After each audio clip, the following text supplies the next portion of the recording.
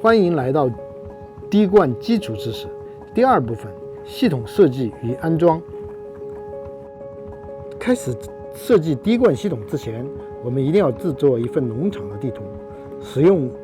电脑卫星地图制作，或者是徒手制作，测量这个田地的长宽，标记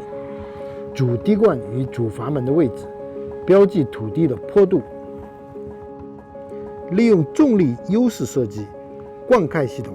将滴线设置在下坡或者是斜坡，避免上坡。区块是田地的一个区域，将于同一时间或者是同一灌溉线进行的灌溉。区块大小取决于可用的水量、流量和压力，以确保区块中的所有植物都能得到充分水分。个列是指田地作物的单列作物列，作物列的最大长度由滴灌带制造商的最大运行规格所决定，以确保作物列中所有植物都能得到充足的水分。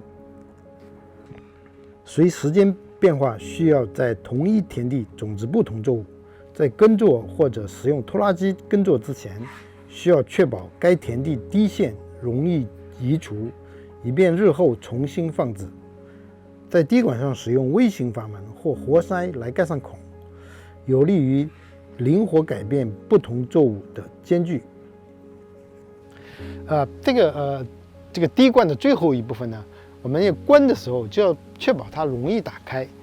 比如说，它是为了让它自动冲洗这些残余的杂质。那比如说如果是用这种管子的话呢，那你就把它假设是最后，你把它折起来，然后关掉它，这样就可以了。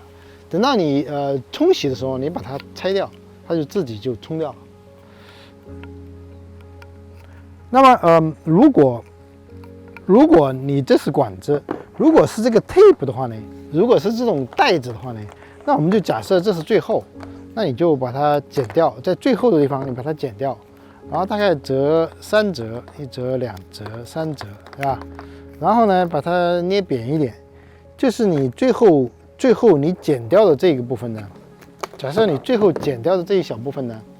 你就把它打开，然后呢，它可以再把它套上去，把这个最后这个部分套上去以后呢，它就可以就是封闭以后呢，你在如果需要清洗的时候，你就把它打开，把它再抽出来，然后它就会自己可以自动冲掉。这个就是带子管子。这里呢是我们一些工具用来安装的，比如说这个就是接这个管子的，那这也是接这个管子的，那这还有锯子，可以用锯子啊。那我们还可以用这些打洞的给那个管子打一些必要的洞啊。那也有这种加固的，可以把管子系紧。那除了这个之外呢，你还可以用这个塑料管 PVC 管子的那种粘合剂，就是这个底漆，或者是甚至用水泥来加固。那么我们怎么样安装这个整个的这个系统呢？这从总阀开始啊，这个总阀呢它上面有一个箭头啊，所以我们一定要保证这个水的流向，在所有的地方它都有一个箭头啊，然后安装。这个呢是防止回流的，它上面也有箭头啊，所以确保这个方向呢是同一个方向。然后这个每一个这个市政用水它都有一个当地的标准，我们一般的标准是12英寸，所以你一定要确保你符合当地这个要求啊。然后这些东西连上以后呢，一定要确保它这个接头是一样大小的啊，所以这样就完成了这个组装。对每块田地或者是灌溉区，在灌溉管线上安装一个关闭阀，如有需要安装2级过滤器。水的含沙量过高的话，建议要安装。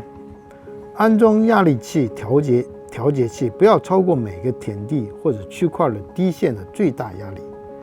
在每块田地或区块安装总滴线，并将其连接各个滴管。